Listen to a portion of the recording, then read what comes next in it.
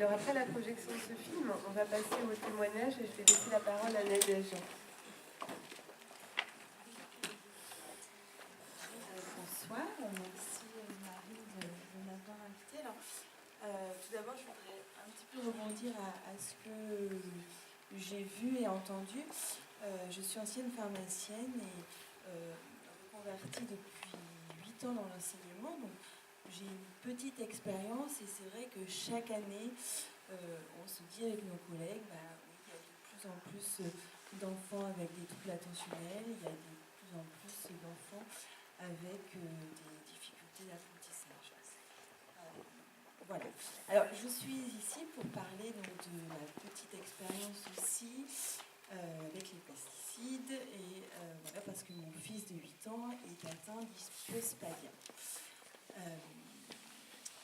Donc c'est une malformation génitale. Donc lorsqu'il est né il y a 8 ans, on nous a orientés vers le professeur Mourican, qui est le spécialiste dans l'Est de la France pour cette malformation, donc à l'hôpital mère-enfant.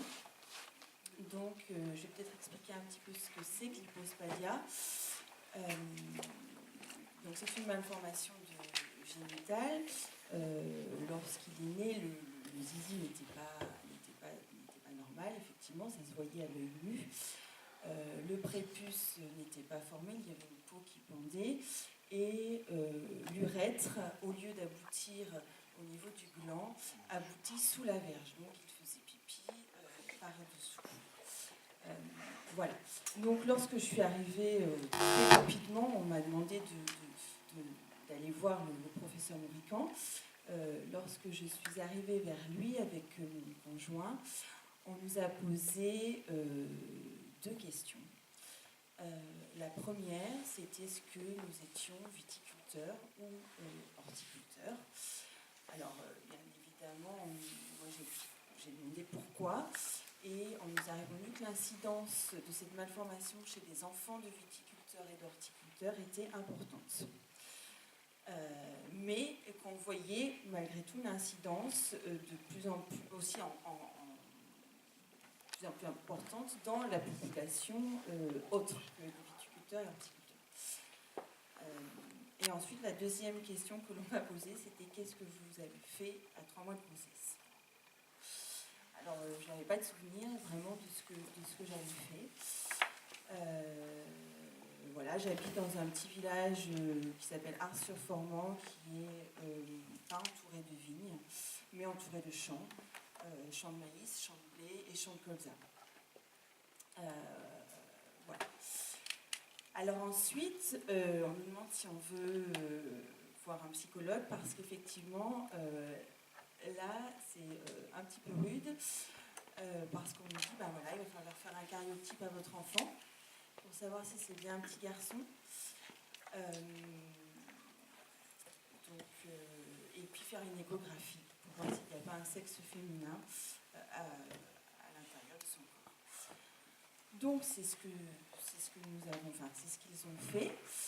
Donc il s'avère que notre fils atteint d'un hyposphagia de stade 1, donc le moins grave, puisque le stade 3, c'est l'hermaphrodisme. Voilà, alors il a eu toute une batterie d'examens avec des injections de testostérone, voilà, qui montrent que, a priori, il aura une puberté normale, avec un pénis qui grandira de façon normale. Par contre, on ne garantit pas qu'il puisse avoir des enfants. Voilà, il a été opéré déjà 2 fois. Donc la première fois pour reformer son urètre, et puis pour qu'il puisse faire pipi de façon normale au niveau du gland. Et puis la deuxième fois en mai dernier pour des raisons esthétiques. Voilà. Donc là, on attend, il est suivi forcément à l'hôpital, et la prochaine étape, c'est la puberté, avec peut-être une autre opération, puisque le risque, c'est qu'il y ait une coudure au moment lorsque la verge va grandir, donc au moment de la puberté. voilà. Donc, l'impact des... Enfin, c'est vrai que quand on demande aux médecins et aux endocrinologues ça vient, pourquoi voilà, est-ce qu'on a des pistes? Effectivement, la piste des perturbateurs endocriniens est soulevée.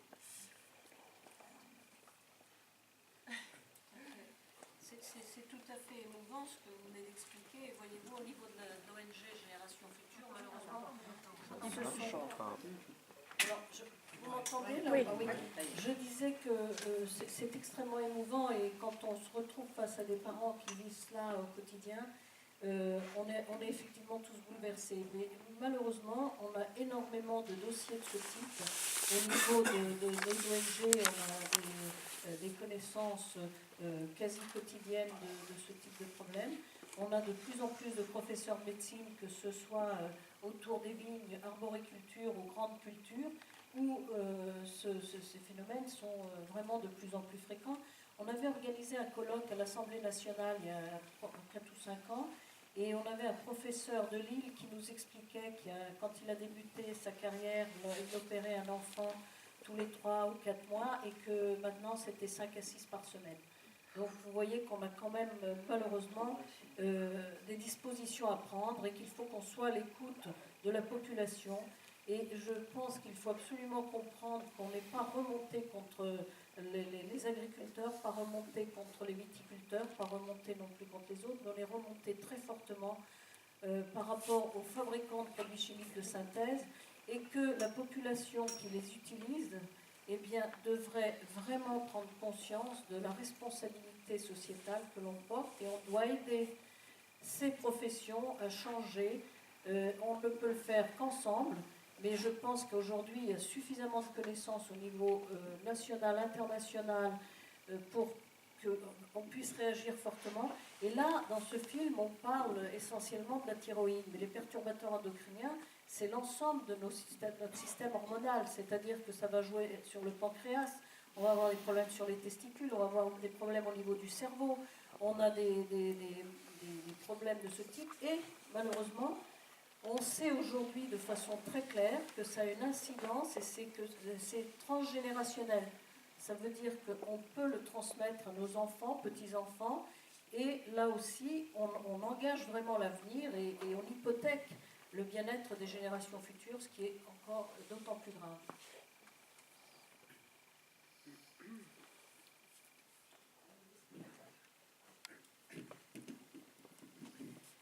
Merci beaucoup pour ce témoignage. C'est très important. Et bon courage. On va laisser la parole à Pascal, qui va bien témoigner aussi.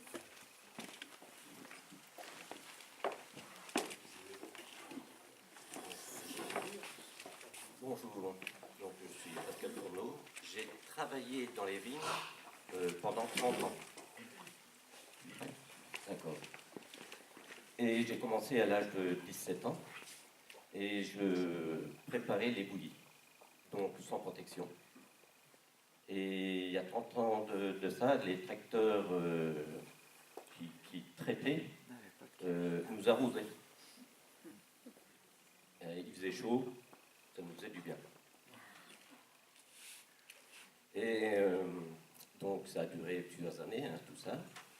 Et il y a une dizaine d'années, j'ai eu des problèmes dans les jambes, dans les avant-bras, la poitrine, les côtes, la colonne, la figure.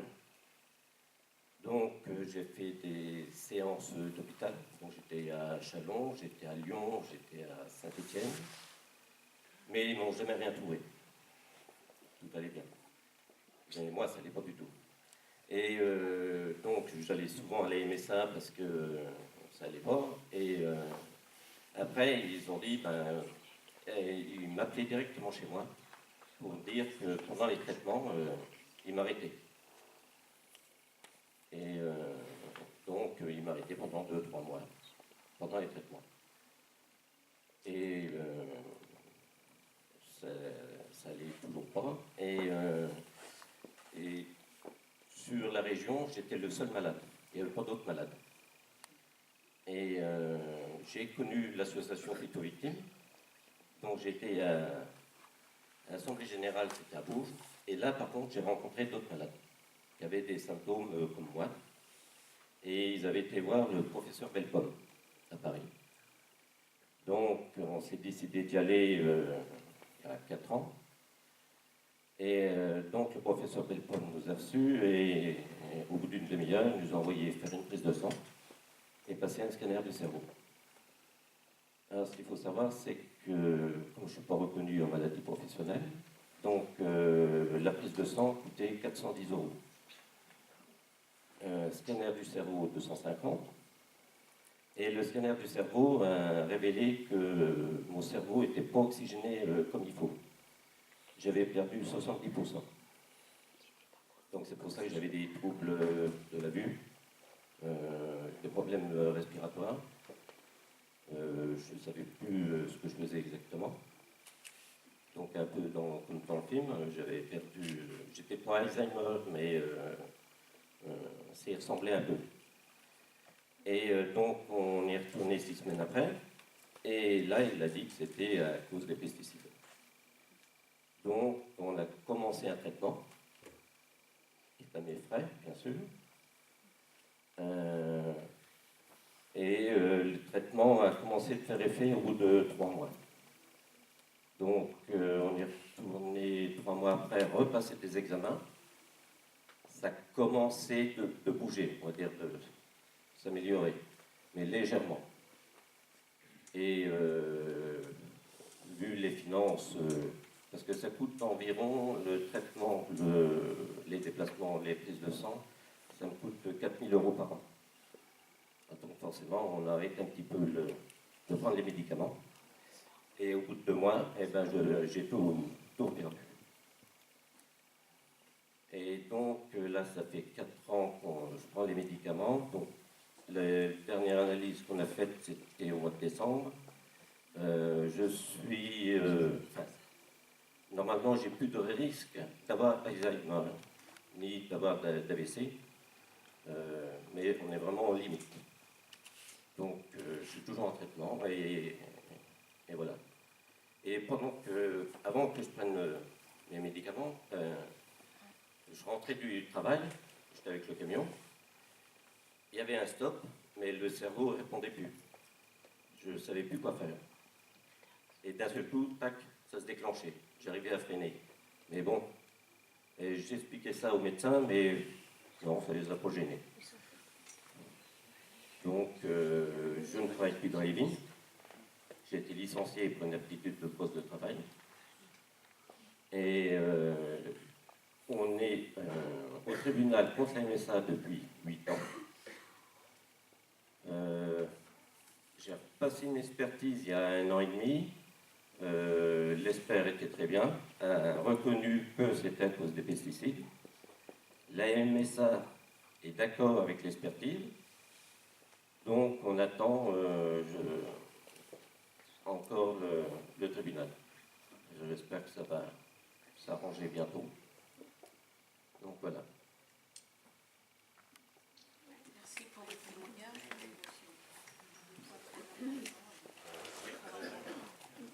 Vous avez quel âge? J'ai 53. 53 ans. Voilà. Et ça a commencé il y a 10 ans. On a de plus en plus de problématiques de ce type avec des procédures en cours. Les Bretons viennent d'obtenir gain de cause sur plusieurs cas un peu de ce type et surtout des gens qui ont travaillé dans des entreprises de nutrition animale notamment, où on leur faisait porter Triskalia et d'autres, des grands groupes qui savaient pertinemment que leurs employés utilisaient des pesticides, qu'il y avait des pesticides utilisés massivement pour conserver les céréales, les transporter, etc., qui ont laissé faire pendant des années. Il y a eu plusieurs décès d'ailleurs.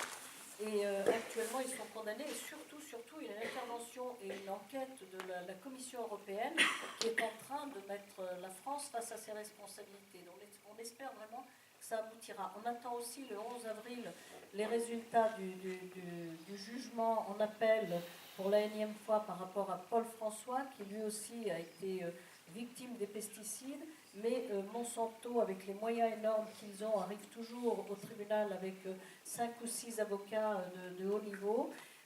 À chaque fois, il a gagné, mais c'est passé au-dessus. Et à force d'avoir des procès où ça se passe de façon odieuse, où vous avez des avocats qui vous disent « mais vous êtes fous, vous racontez n'importe quoi, vous inventez votre maladie, votre épouse de la même manière ». Paul François a d'ailleurs perdu son épouse à cause de toutes ces problématiques et elle en est décédée l'automne dernier. Mais je pense qu'on doit prendre conscience de la gravité de la situation et du manque de considération vis-à-vis des victimes. Et je voudrais par rapport à ça vous parler d'une étude qui avait été menée il y a quelques années par les structures de l'agriculture et notamment l'étude Agricane. Alors on nous a dit, finalement cette étude elle est extraordinaire. Dans le monde agricole, il n'y a pas du tout plus de malades qu'ailleurs, les statistiques sont là, il y en a même moins. Et on vient de s'apercevoir que cette étude avait porté sur les agriculteurs, les ouvriers agricoles et autres, mais ils avaient aussi fait les statistiques sur les gens qui travaillaient au Crédit Agricole et dans les chambres d'agriculture. Alors il est évident que quand vous n'avez que 40% d'agriculteurs et que vous faites une étude sur l'ensemble des gens qui sont amenés à travailler dans ces milieux-là, eh bien les résultats que l'on fait ressortir ne peuvent être que vraiment tronqués. Actuellement, il y a une nouvelle étude en cours qui, elle, devrait ne porter que sur le monde agricole, donc que ce soit les exploitants ou les ouvriers agricoles. Et on compte beaucoup là-dessus parce que, franchement, il y avait vraiment une tromperie sur le fait d'expliquer aux gens qu'on vivait plutôt bien dans le monde agricole. Et puis, dans le film, on voit aussi vraiment ce qui se passe à Bruxelles. Moi, j'ai été amenée plusieurs fois à intervenir au niveau du Parlement européen, notamment avec Michel Rivasi, en tant que témoin. C'était d'ailleurs assez surprenant qu'on m'invite, moi, par rapport aux approvisionnements des protéines animales, des protéines pour nourrir les animaux donc en Europe, et on nous a demandé de venir témoigner pour dire ce qu'on pouvait faire sans importer des produits OGM.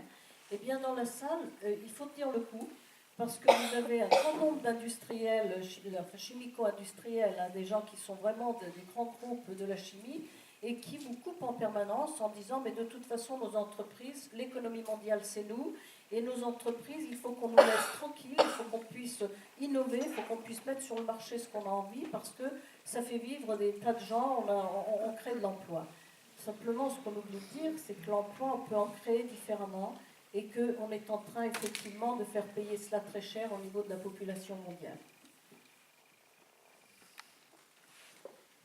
Je voulais dire un petit mot aussi. Parce que ma maladie, elle a un nom, c'est MCS. Je suis allergique à tous les produits chimiques. Donc les pesticides, il y a l'encre aussi, les parfums, tout ce qu'il y a, tous les produits. Et là, au mois de juin, au mois de mai, pardon, le 25 mai, ça sera l'Assemblée Générale de Phytovictimes qui va se passer à Fontaine, à côté de Chalon-sur-Saône. Alors, si vous voulez venir faire un tour, voilà, c'est toute la journée. Normalement, il n'y a pas le François. Sauf, Alors, Paul François, vous savez tous qui c'est. Hein. Alors, on va vous l'expliquer. C'est un agriculteur qui est tombé malade à la suite d'inhalation de produits chimiques de synthèse, c'était le lasso. Et il a été gravement malade. Hein. Il a passé une période de 6 mois à la salle de prière un petit peu partout. Au début, on lui disait que c'était dans sa tête que ça se passait. Et puis finalement, les médecins, les professeurs de médecine à travers la France ont reconnu vraiment d'où ça venait. Donc il n'a pas hésité. Au bout d'un moment, nous on l'a beaucoup, au début, Génération Future est intervenue aussi beaucoup pour le soutenir. Il y a eu des films faits avec lui, notamment La mort est dans le pré d'Éric Guéret. Et il a eu le courage de déposer une plainte contre Monsanto, qui avait vendu ce produit. Et ça lui coûte bien évidemment très cher, psychologiquement et financièrement. Il y a un avocat extraordinaire qui est François Laforgue, qui a vraiment suivi le dossier. Je peux vous dire qu'il a énormément de mérite. Et moi, c'est un avocat que j'admire parce que quand il est au tribunal et qu'en face de lui, il a 4 ou 5 ou 6 avocats, la dernière fois ils étaient 6 avec des assistants, la Cour d'appel de Lyon, lui il arrive tout seul, il est très à l'aise, il a le dossier qu'il a parfaitement étudié et il plaide de manière extraordinaire, et donc Paul François jusqu'à maintenant a gagné. Mais ça fait quand même 12 ans de procédure. À chaque fois qu'il gagne, les autres refont appel. Maintenant, c'était en cassation. C'est revenu à la Cour d'appel de Lyon et on aura le jugement définitif, donc le 11. Ceci dit, son témoignage a largement servi, et notamment aux États-Unis, tout comme les dossiers qui avaient été préparés à l'époque par Gilles-Éric Serralini, qu'on essaye de faire passer pour un fou furieux en France, alors que les études qu'il avait faites sont tout à fait reconnues d'un point de vue scientifique. Donc, si vous voulez, on a quand même un problème, parce qu'on a tendance à regarder le nombril et à se dire en France, on est protégé, en France, on fait mieux qu'ailleurs. Or, au niveau de la législation et au niveau des textes et des pressions qu'on peut faire sur les gens qui essayent de faire avancer les dossiers, de faire avancer la science, je peux vous assurer qu'il y a quand même des prises de position qui sont assez impressionnantes.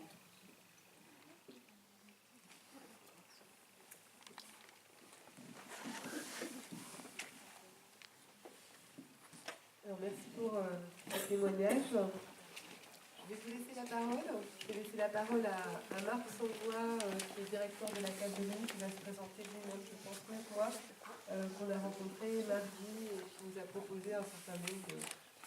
Enfin, qui nous a parlé d'un certain nombre d'initiatives. Merci. Oui, en effet, je vais me présenter. Je suis pas directeur de la CAB, mais président de la CAB de Nice. C'est différent, donc je suis viticulteur. Voilà, je ne vais pas parler au nom de la CAB de Nice, parce que notre réunion de mardi dernier, donc c'était dans le sein de la CAVD, la Confédération des appellations des vins de Bourgogne, donc plutôt régionale et départementale dans les appellations Macon.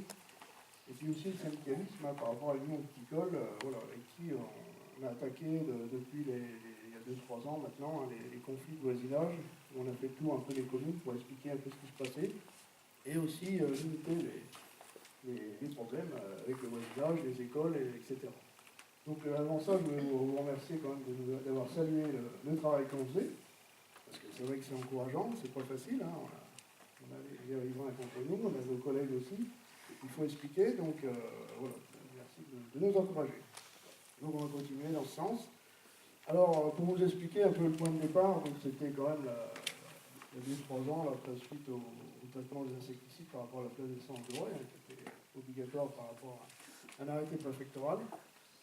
Donc on a mis en place une charte par rapport aux lieux sensibles, qu'on appelle, avec les personnes sensibles, donc les écoles, les EHPAD, etc. Donc on a travaillé ça, et après, l'année d'après, on a mis ça en place pour les riverains. Voilà, au niveau du département et ensuite à la région. Bon, alors, elle est sortie l'an passé. On a signé donc les responsables professionnels, les maires, les préfets. Voilà, aujourd'hui, on va aller plus loin, donc à les faire signer à tous les vignerons. Hein. Donc on se met en place par rapport à pas toutes les appellations, mais ceux qui sont volontaires pour l'instant, pour écrire cette charte, durcir cette charte par rapport aussi à la loi Egalim, hein, qui est en train, qui vient le décret a dû sortir ces jours-ci, donc qui met en place une zone de non-traitement autour des riverains, donc de 20 mètres. Donc voilà, on va travailler cette année là-dessus pour essayer de proposer des solutions. Donc les solutions, il n'y en a pas énormément, mais la première solution, c'est déjà avec des appareils adaptés. Là, on appelle ça les face par face pour limiter les dérives au maximum. La deuxième solution, c'est aussi alors ça, on va proposer ça à nos assemblées générales prochaines, de traiter sans CMR autour des maisons, voire en bio, on va en discuter. Hein. Donc les produits CMR, cancérigènes, mutagènes et reprotoxiques. Voilà, donc on va proposer ça à nos collègues, et puis on va essayer d'avancer là-dessus, aussi communiquer avec les riverains, c'est très important, c'est prévenir quand on va traiter, par SMS, ça se fait déjà. Ça a beaucoup avancé par rapport aux écoles, donc il y a aussi des horaires qui sont mis en place. Ben, voilà un peu tout ce qui est fait au sein de la profession. Et puis bien sûr la communication sur toutes les façons de traiter la vigne. Il y a des nouveaux produits, le biocontrôle. Enfin, il y a plein de solutions, mais qu'il faut expérimenter, mettre en place, communiquer. Parce que bon, bien sûr, nous, en tant que vignerons, on cherche à protéger nos récoltes, hein, c'est pas anodin. Donc voilà ce qu'on essaye de faire, et puis en espérant qu'on aboutisse. Alors, on travaille aussi avec le collectif, hein, en toute intelligence. Hein, je reviens un peu au point de départ par rapport aux têtes de mort qui ont été mises. C'est vrai que c'est pas très intelligent, alors on ne sait pas qui les a mis, donc tant pis, mais en tous les cas ça a marché, hein, ça a bien énervé mes collègues, ils m'appelaient pour savoir ce qui se passait. Donc voilà, ensuite j'ai appelé à la mère, donc ça a été enlevé, donc tout se passe bien. Il faut qu'on continue à travailler ensemble, à se parler, nous on explique ce qu'on fait, vous ce que vous souhaitez, et puis je pense qu'on va y arriver, tout simplement. Et puis aussi, il faut que la recherche aussi nous aide hein, à évoluer. Voilà. Vous pourriez parler de ce dont on a parlé pour l'appellation du RGC, les GI2E. Oui, tout à fait. On se met en place aussi C'était des... intéressant pour... Tout à fait, au niveau secteur, on appelle ça, on met en place les GI2E, donc c'est les groupements d'intérêt économiques et environnementaux. Donc sur l'appellation IRCC, tout à côté, donc ils ont mis un groupe donc pour travailler déjà sur l'économie de l'eau, limiter les pesticides, bien sûr, l'entretien du sol, la fertilisation. Donc c'est un groupe de 8 exploitations. Voilà, donc qui se met en place pour expérimenter, expliquer aux collègues, et puis à vocation à grandir aussi. Et puis nous, de notre côté, donc à la cave de Mini, ça je vous ai expliqué l'an passé, on a mis un synergie 2 pour former les exploitations à travailler en bio. Voilà, donc on était 15 l'an passé, on est 22 aujourd'hui, cette année. Donc ça fonctionne, et puis il y a plein de caves coopératives du Midi ou du secteur qui viennent nous voir pour nous poser des questions, voir comment on a fait. Donc ça veut dire que ça fait émulation, donc c'est très bien. Donc tout ça pour vous dire que la profession en a conscience et évolue dans le bon sens, j'espère, sans doute pas assez vite, mais voilà, à notre rythme. Je peux vous poser une petite question. Qu'est-ce que vous pensez des turbines pour traiter la vigne?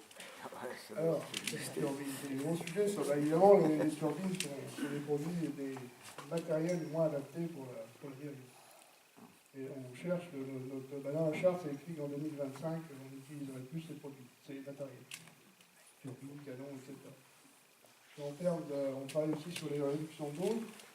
Avec les matériels face par face, on peut diminuer les doses. Avec les matériels comme ça qui crachent dans l'air, c'est très difficile.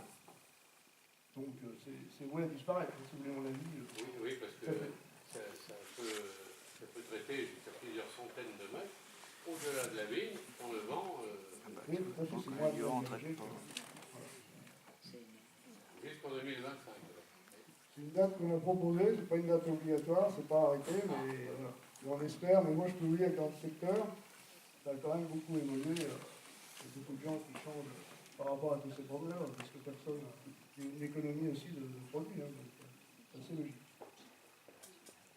D'accord, merci. Donc je pense que c'est en voie de disparition.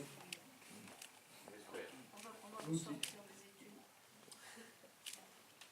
Non mais c'est très bien, moi je vois l'évolution parce qu'on s'est rencontrés il y a 4 ou 5 ans. Et moi je me réjouis de voir la façon dont vous travaillez et j'espère franchement que vous réussirez au niveau de... Je pense que, j'espère franchement, je vous souhaite vraiment de réussir parce que je trouve que là, l'initiative que vous avez prise de travailler sur le bio ou d'utiliser un maximum de procédés du bio et de n'utiliser les pesticides que quand c'est vraiment nécessaire, malheureusement, vous êtes encore beaucoup trop peu nombreux par rapport aux problématiques, mais on ne peut que vous encourager et on espère que si vous arrivez ensuite à rencontrer et à expliquer tout autour de vous, dans le Mâconnais et dans le Beaujolais, que ça peut fonctionner, franchement, on sera tous ravis. Et vous parlez de 2025, c'est encore dans 6 ans. Et je peux vous assurer que malheureusement, et j'espère bien qu'il y aura un grand nombre de pesticides qui seront supprimés d'ici là, parce que moi je voyais dans le Mâconnais, je fréquente quand même un certain nombre de viticulteurs autour d'Availlé et dans ces coins-là, et ils sont tous inquiets par rapport au glyphosate. Et pour parler du glyphosate, pourquoi on s'obstine à vouloir nous faire croire que c'est un produit qui n'est pas dangereux? Il n'y a qu'en France qu'on continue et qu'on persiste à vouloir à tout prix préserver et conserver alors qu'il y a des moyens mécaniques qui permettent aujourd'hui de désherber. Vous avez au niveau des vignes, certes il y a des tracteurs, mais vous avez les chenillards, vous avez des petites machines qui vous permettent de le faire. Ça demande de la main-d'œuvre, c'est un fait, mais on protégera l'environnement, on protège la santé de nos enfants, notre propre santé, parce que même si sur les sites, vous prenez des dispositions pour qu'il y en ait moins autour des écoles et autres, lorsqu'on fait des analyses d'air, on parlait tout à l'heure de New York et de ce qui se passe dans les maisons, mais à Paris, quand il y a des traitements en Bretagne, on les retrouve dans l'air parisien souvent. Donc il n'y a pas de zone tampon. Ça peut être dispersé, notamment s'il y a du vent. Donc il est impératif qu'on prenne aujourd'hui à bras-le-corps ces problématiques et qu'on supprime déjà les produits les plus dangereux. Et vous avez raison de parler des CMR, de ces produits-là qui devraient absolument être interdits si on tenait compte avant tout de la santé publique et non pas uniquement de l'économique. Et on entend tout à fait le fait que vous ayez besoin de cette économique, mais ça veut dire que l'État a l'obligation aussi peut-être de vous accompagner dans cette transition. Et puis vous parliez de recherche, là aussi on ne met pas les moyens parce que vous avez toujours les mêmes lobbies, les lobbies de l'agrochimie et de l'agropharmacie qui systématiquement ciblent les aides sur d'autres recherches et on ne va pas assez loin sur ce dont auraient besoin les viticulteurs, les agriculteurs et les arboriculteurs pour changer de méthode et pour pouvoir avoir une assurance par rapport à leur récolte. Autre signe aussi d'évolution que j'ai vu par rapport aux conseillers techniques qui nous font nos calendriers de traitement, c'est à partir de l'année passée qu'ils ont commencé à proposer des calendriers sans CMR. Donc vous voyez, ça évolue. Et cette année, bon là, moi j'ai beaucoup de collègues qui travaillent sans CMR. Donc vous voyez que tout ça est en train d'avancer. Sans CMR, ça ressemble produit cancérogène, mutagène et reprotoxique. C'est les plus dangereux. Vous savez que la plupart des produits sont reconnus comme tels. Ils sont reconnus comme tels, mais on estime que c'est pas très grave. Hein. On parle aussi dans l'agroalimentaire et l'agriculture. On parle souvent dans ces produits chimiques, on dit si on ne dépasse pas la dose journalière admise, c'est comme ça qu'on s'est basé jusqu'à ces dernières années pour autoriser les produits. Et on autorise les produits avec simplement le dossier qui est remis par les industriels, c'est-à-dire qu'on n'a pas d'études par ailleurs, donc c'est le dossier. Et quand les chercheurs indépendants se mettent sur ce type de produit, ils s'aperçoivent qu'il y a vraiment des dangers. Et donc, jusqu'à maintenant, les autorisations sont données en parlant de la dose journalière admise. Simplement, quand on parle des perturbateurs endocriniens, le sujet du film, il n'est plus du tout question de dose. Il y a parfois beaucoup plus de danger avec des petites doses que des doses plus importantes qui peuvent ne pas avoir de sens. Et puis de la même manière, on n'a jamais travaillé sur les effets cocktails. Un seul produit peut ne pas être nocif, mais lorsqu'il est mélangé à d'autres, et avec les adjuvants qu'on va mettre pour la matière active, eh bien vous démultipliez la dangerosité du produit. Et malheureusement, jusqu'à maintenant, toutes les autorisations qui sont données, que ce soit en agriculture, en agroalimentaire, ou les saletés de produits qu'on a vus, qu'on utilise dans les maisons et qu'on utilise dans les lessives, les peintures, etc., eh bien c'est toujours basé sur ces mêmes façons de calculer les autorisations. À force de vouloir faire la production ridicule, on n'a plus de clients pour écouler les saluts. Donc c'est tout. J'ai vu fonctionner en Haute-Provence une machine à désherber la lavande. Parce que ça ne supporte pas des pesticides, des désherbants, la lavande. Donc il fallait bien la désherber. Il pousse de la one-fall en abondance dedans. C'était une charrue avec des fers comme les intercepts qui se faisaient autrefois dans les vignes. Et c'était donc un système à rayons, un rayon optique, qui faisait fonctionner ce truc-là. C'est-à-dire que entre deux pieds de lavande, le fer pouvait s'engager donc à droite et à gauche, et quand il arrivait en face de pied, le rayon optique faisait repartir la lame en arrière, pour éviter de couper les pieds. Tout à fait, mais les progrès techniques vont nous aider. C'est vrai qu'aujourd'hui, on voit sur la Lune, tout ça, il y a quand même du matériel, mais on n'a jamais mis en place pour les vignes ou les cultures. je pense que ça va nous aider beaucoup, les robots, hein. Ça passera par là. Et bon, pour l'instant, il faut que la recherche. Comment? Ça fait 50 ans. Ouais, c'est bien. Monsieur Sandois, Les gens pour prendre une pioche. Monsieur Sandois, François Bouteille, je sais que la question est sensible, mais je la pose quand même. Pouvez-vous témoigner de l'abondance particulière de pathologies telles que décrites par Madame tout à l'heure sur le plan génital, également en matière de stérilité masculine au sein de la population viticole? Non, ouais, je vais être clair, j'ai pas du tout d'études là-dessus. Moi, je ne connais pas, voilà, plus de gens, j'ai beaucoup de collègues, mon père qui a 82 ans, hein, qui a aussi travaillé comme vous, hein, sans jamais se protéger.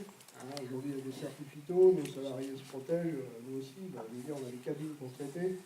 Donc voilà, tout ça a évolué, mais alors vous dire, la population de malades, je ne sais pas de... Mais je veux dire, enfin, je connais beaucoup de monde, il y a beaucoup d'anciens collègues, voilà, il y a quand même pas... Tout le monde n'est pas malade, quoi. Il ne faut pas non plus... C'est clair. Je sais que ça existe, on sait. Hein, on a aussi des collègues, voilà, arrivés à la retraite, on a eu Parkinson, hein, voilà, on a ces cas-là. Mais heureusement, ça reste limité. Je peux essayer de répondre. Alexandra Joseph, je suis médecin généraliste à Bny. Alors, concernant les problèmes de stérilité masculine ou féminine, on rencontre, mais je ne pense pas que, dans ma patientèle en tout cas, on peut avoir quelques cas ou quelques familles. Il n'y a pas tant que ça au niveau de stérilité. Peut-être on n'est pas assez sensible. Ce qu'on a lancé, moi personnellement, je lançais dans les prises de sang annuelles une surveillance de la TSH et une surveillance de l'électrophorèse de protéines. Donc depuis déjà quelques années, on a lancé ça, ma collègue aussi, et je ne sais pas si elle fait ça systématiquement, on fait régulièrement, c'était des prises de sang un peu type.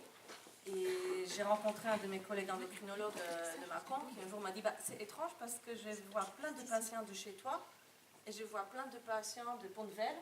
C'est étrange parce qu'il y en a plus de ton côté de Pont-de-Vel. Je me pose des questions. Après, il n'est pas allé plus loin par rapport surtout à la thyroïde. Donc effectivement, on rencontre des hypothyroïdies, des hyperthyroïdies, des nodules, toutes sortes de surveillances, des perturbations assez frustes parce que ce qui a été dit, effectivement, ce sont des dosages très infimes. C'est un axe, on va dire, global, ça travaille entre le cerveau et les organes qui sont sensibles aux hormones, donc ça gère tout notre métabolisme. Donc effectivement, il faut se poser aussi la question, je pense en tant que médecin, en tout cas, voilà. Avec notre collègue, donc du coup, on va, je pense, cette année, voir au niveau des statistiques de nos perturbations des électrophorèses des protéines au sein de notre population. On va voir si on a des significations. On a vu peut-être quelques myélomes ou quelques leucémies. Il y a beaucoup plus de pathologies, on va dire, qui sont sous surveillance régulière, trimestrielle, biannuelle ou annuelle par nos collègues de l'hôpital de Mâcon. Après, voilà, ça, c'était notre propre initiative que nous avons lancée. Et à voir avec d'autres collègues. Moi, je rencontre parfois des gens qui sont d'autres régions, donc j'ai proposé à d'autres collègues de côté de Besançon aussi pour voir qu'on puisse lancer, par exemple, les mêmes l'électrophorèse de protéines, voilà, une fois par an, ça ne coûte pas très cher. Même si la Sécu ne voudrait pas le rembourser, le patient pourrait le payer. Voilà, c'est toujours la question d'argent, parce qu'on parle toujours de l'argent. Mais je pense que c'est intéressant de pouvoir comparer un jour. Ça ne se fait pas sur un an, il faut plusieurs années pour vérifier si les pathologies arrivent, si c'est significatif, il faut des populations témoins. Donc c'est complexe. Et concernant toutes les pathologies, elles sont souvent multifactorielles parce qu'on est dans des pathologies qui deviennent chroniques à un moment donné. Il y avait une étude récemment qui est apparue de l'INSERM qui montre un lien entre les pesticides et la fibromyalgie. La fibromyalgie, c'est une maladie, on va dire, fourre-tout, où les gens sont fatigués, ont des dépressions, des douleurs, on ne comprend pas trop ce qui se passe. On les traite par des antidépresseurs, on les traite par des vitamines, par des probiotiques, voilà, on ne sait pas trop exactement, les gens souffrent, ont mal. C'est un problème économique aussi parce qu'il y a l'absentéisme du travail. Donc, si vous voulez, je pense que partout, on tourne autour de sous, l'économie est importante. Ce qui est important aussi, c'est peut-être le chiffrage de combien ça coûte les maladies à la société. Parce que ça, on ne le voit pas. Voilà. Si on a quand même des chiffrages, les perturbateurs endocriniens, ils en ont parlé tout à l'heure. Au niveau de l'Europe, c'est... Alors, au niveau des perturbateurs endocriniens, endocriniens, les études qui ont été menées au niveau de l'Europe, il parlait de 200 milliards, on était à 150 milliards par an, le coût estimé, en sachant que c'est une étude qui est plutôt basse, alors on est certainement largement au-dessus. Et je voudrais peut-être rappeler aussi par rapport à ces maladies, on a quand même des chiffres au niveau de la France et au niveau des cancers. Quand on était à 100 000 nouveaux cas par an il y a quelques années, quelques décennies en arrière, on a dépassé les 400 000 nouveaux cas en 2017. Ça veut dire que là, on est quand même sur des problématiques majeures et contrairement à ce qu'on nous disait à une époque, c'est pas les personnes âgées qui, elles, ont vécu une enfance normale, des grossesses normales, etc. On vit ça avec des jeunes, avec des jeunes enfants. On voit de plus en plus, vous avez vu là, à midi encore, on parlait de leucémie à l'âge de 6-7 ans, mais on sait de façon très précise, parce que là on a des études, que certains perturbateurs endocriniens, dont un certain nombre de pesticides, à un moment de la grossesse, si vous arrivez à être en contact avec ces molécules, il y a 7 fois plus de risques pour que l'enfant développe ce type de maladie.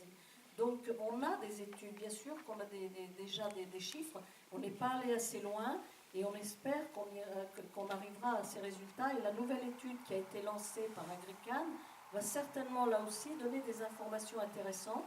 Nous, au niveau de Génération Future, on a publié il y a quelques mois des zones où on utilisait le plus de pesticides pour qu'on sache, et on est sur une nouvelle étude par rapport à l'eau qui va aussi sortir sous peu. Mais une fois de plus, je pense que c'est ensemble qu'on arrivera à avancer, mais il ne faut pas que les gens se bloquent, et il faut surtout que d'ores et déjà ils prennent des initiatives pour changer de modèle, parce qu'on ne pourra pas continuer comme ça. Et moi, je trouve que là, vous avez, en 3 ou 4 ans, vous avez quand même vraiment pris conscience de ce besoin de changement, et il faut absolument encourager ça, et il faut que ça soit partout, parce qu'il y a réellement urgence, et les chiffres sont là pour le dire. Vous avez un grand courage, monsieur. Merci. Dans tous les cas, on va proposer ça, c'est le 18 avril à l'Assemblée générale de l'ODG Macron, donc à tous nos collègues. Ça représente quand même 4000 hectares sur les 13 000 de la CDMA. Il y a d'autres ODG qui le font, qui ont les AQC. Donc voilà, bon, c'est déjà passé en conseil d'administration, donc il n'y a pas de raison pour l'Assemblée générale, ça passe pas. Mais bon, ça fera débat et voilà, on va y arriver. S'il y a pas d'autres questions.